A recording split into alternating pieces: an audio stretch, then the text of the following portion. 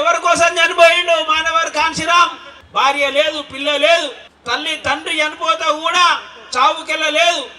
అంత కఠోరమైన దీక్ష దేనికి అంటే ఈ దేశంలో వివక్షత ఉన్నది, అంటరానితనం ఉన్నది, దాడులు ఉన్నాయి, అన్ని ఉన్నాయి. కాబట్టి వీటిని ఎదుర్కోవాలంటే ఈ దేశంలో పాలకులపై దాడులు జరగవు, పాలకులపై అత్యాచారాలు జరగవు, పాలకులను ఎవరు కూడా వివక్షత ఉండదు.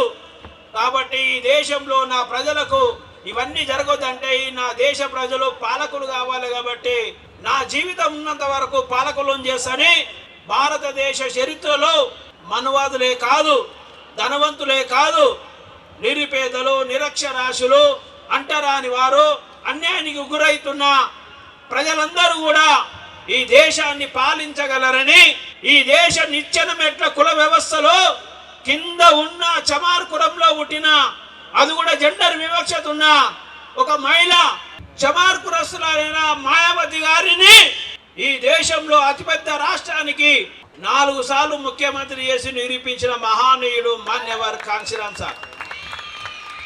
కాబట్టి సోదరులారా, మనం ఈరోజు నేను ఇక్కడికి వచ్చిన వాళ్ళకు ఎవరికి 1 రూపాయి ఇవ్వలేదు, ఒక వెహికల్ పెట్టలేదు.